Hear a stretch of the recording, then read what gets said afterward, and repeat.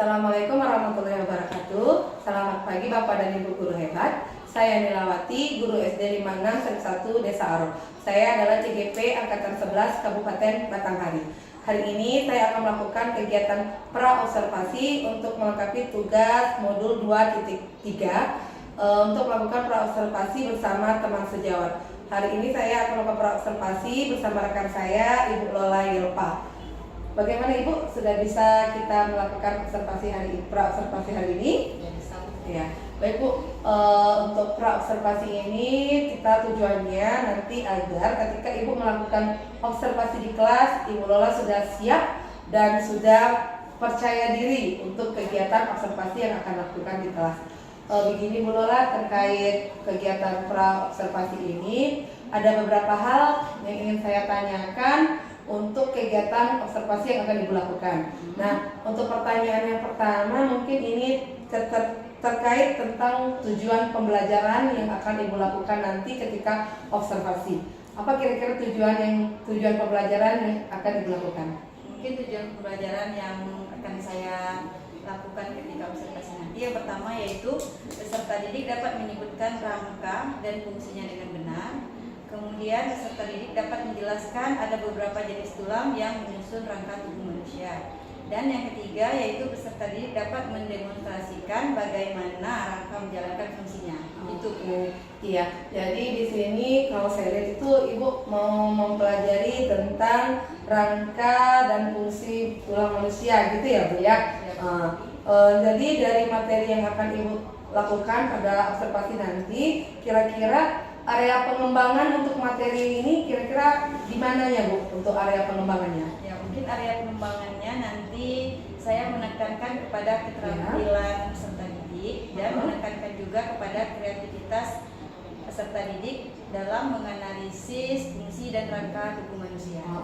Jadi di sini yang ingin Ibu kembangkan itu tentunya tentang keterampilan dan kreativitas peserta didik ya, untuk materi rangka manusia ini ya. Nah, kemudian Ibu untuk model pembelajarannya kira-kira Ibu mau menggunakan model pembelajaran apa nih nanti? Nanti rencananya saya akan menggunakan model pembelajaran based learning yang berorientasi pada masalah. Mungkin saya nanti akan menggunakan itu. Oh iya, nanti Ibu di sini akan menggali berbagai masalah dulu yang dihadapi siswa tentunya ya, untuk penggunaan modelnya nanti ya untuk materi rangka manusia ini ya. Nah, kemudian Bu, strategi pembelajaran apa yang akan Ibu gunakan nih untuk observasi nanti? Strategi yang saya gunakan yaitu nanti menggunakan pembelajaran dengan model berdiferensiasi. Nanti saya akan mengelompokkan beberapa siswa sesuai bakat dan minat. Nanti rencananya saya akan menggunakan 3 kelompok.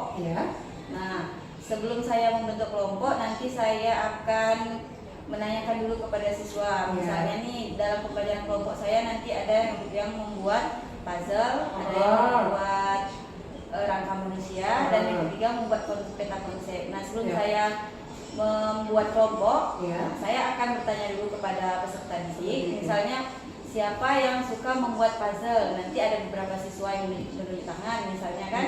Terus kemudian saya menanyakan lagi siapa yang suka membuat wayang, menyusun tulang. Yang ketiga saya bertanya lagi siapa yang suka membuat peta konsep. Dari situ nanti saya dapat membentuk kelompok untuk pembelajaran berdiferensiasi. Gitu Bu.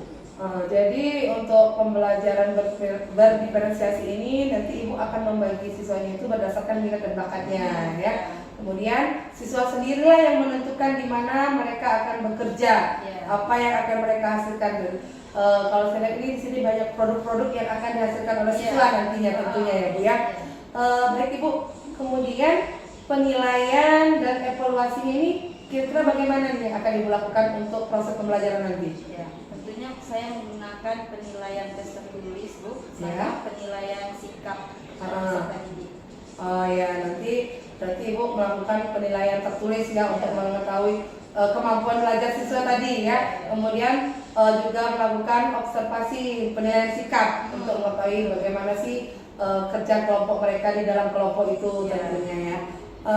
Ini Bu, pertanyaan selanjutnya, sasaran kelasnya ini Bu, sasaran kelas dan kapan pelaksanaannya Bu?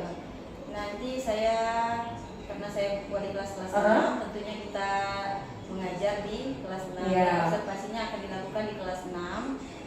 Rencananya pada hari Rabu minggu depan. Oh ya. Jadi nanti untuk materi kerangka manusia ini akan Ibu observasikan di kelas 6 gitu ya Bu ya? Iya. Dan waktunya Rabu depan. Rabu depan. Ya Bu, saya rasa hanya itu pertanyaan-pertanyaan yang untuk observasi nanti. Saya rasa sudah cukup Bu. Terima kasih atas waktunya Bu Lola.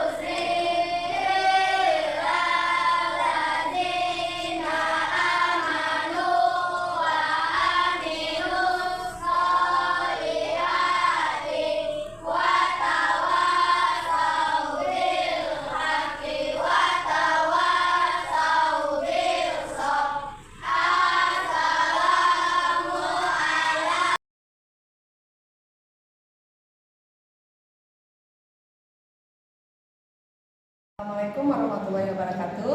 Saya Nilawati, calon guru penggerak angkatan 11 Kabupaten Batanghari. Hari ini saya akan melakukan wawancara untuk kegiatan pasca observasi bersama rekan saya, Ibu Lola Yelpa, dan didampingi oleh pendamping saya, itu Ibu Eka. Halo Bu Lola, apa kabar? Bu Eka, apa kabar? Baik, langsung saja kita mulai untuk kegiatan percakapan pasca observasi kita. Begini Bu Lela, dari apa yang sudah kita lakukan kemarin, kita sudah melakukan observasi di kelas kemarin. Di sini ada beberapa hal yang ingin saya tanyakan terkait kegiatan observasi kemarin. Yang pertama itu saya mau tahu dulu bagaimana sih perasaan Ibu setelah melakukan observasi kemarin Ibu? Perasaan saya dalam pelaksanaan observasi kemarin, alhamdulillah sudah cukup puas, namun mungkin ada beberapa hal yang belum bisa dikenali. Iya, jadi Ibu merasa masih ada yang belum begitu sempurna ya pada hasil observasi. Nah, kira-kira Ibu, bagaimana nih rasanya mengajar itu dilihat langsung oleh supervisor di ruangan mengajar waktu itu Bu? Mungkin perasaannya ada terasa agak tegang sedikit karena biasanya kita mengajar sendiri, sedangkan ketika observasi kita diamati oleh supervisor. Makanya agak sedikit tegang, namun akhirnya sudah bisa lancar. Iya. Saya mau menanyakan kembali bagaimana proses pembelajaran yang telah dilakukan kemarin waktu observasi Bu? Proses pembelajaran yang kemarin ketika kita melakukan observasi kemarin, alhamdulillah sudah berjalan sesuai rencana yang telah saya buat.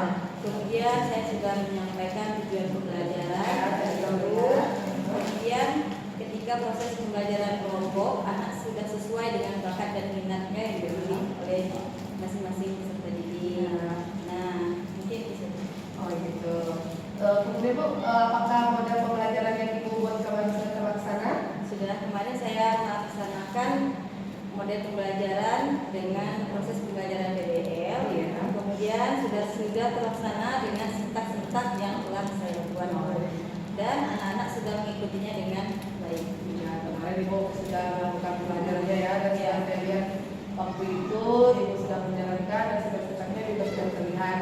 Nah, kemudian Bu, apa hambatan saat melakukan proses pembelajaran Bu?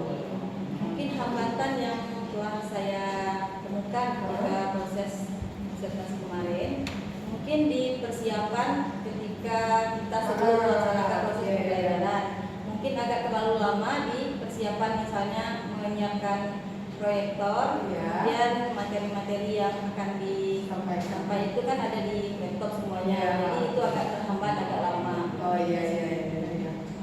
Menurut kalau pada siswanya kira-kira ada hambatan tidak Bu? Kalau untuk siswa masih ada beberapa siswa yang masih takut untuk berpendapat Bu. Oh iya, jadi waktu di dalam kelas itu saya melihat itu siswanya itu agak ragu-ragu untuk mengeluarkan pendapatnya, mungkin masih bingung gitu ya. Nah, kemudian Bu, apa yang menjadi hambatannya itu Bu? Untuk mengurangi hambatan itu bagaimana yang Ibu lakukan supaya hambatan itu dapat teratasi? Mungkin kemarin saya belum memaksimalkan untuk semua peserta didik mendapatkan kesempatan untuk saling bertanya. Mungkin untuk solusi kedepannya, mungkin saya akan memaksimalkan tiap-tiap peserta didik atau bertanya siapa yang akan memberikan pendapat atau yang mau bertanya. Oh iya, jadi besoknya misalnya mungkin Ibu akan memberikan kesempatan kepada peserta didik lebih luas lagi gitu ya. Nah, kira-kira Bu, kapan akan melakukan dan memperbaiki pembelajaran ini terhadap masalah-masalah yang terjadi? Rencananya akan dilakukan untuk pertemuan berikutnya Bu, karena kita sudah melakukan evaluasi, beberapa evaluasi yang kita lakukan. Saya sudah menemukan beberapa masalah yang saya lakukan di kelas. Mungkin untuk pembelajaran berikutnya minggu depan saya langsung memperbaiki apa yang menjadi masalah pelajaran saya. Baik Ibu, saya rasa cukup untuk pertanyaan pasca observasi kita hari ini. Saya kembalikan kepada Bu Eka selaku pendamping hari ini untuk memberikan umpan balik kepada saya. Baik, terima kasih Mila. Baik, Bu Lola, di sini saya sebagai pengajar praktik dari Ibu Mila dalam mendirikan program guru penggerak ini mengucapkan terima kasih kepada Ibu karena sudah bersedia menjadi rekan dalam pemenuhan tugas yang harus dilengkapi oleh Ibu Mila. Kemudian dari percakapan pasca observasi ini saya melihat bahwa Ibu Mila sudah melakukan coaching, sudah sesuai dengan urutan percakapan coaching. Ibu Mila tadi juga sudah menunjukkan bahwa dia sudah melakukan kehadiran sepenuhnya pada percakapan ini.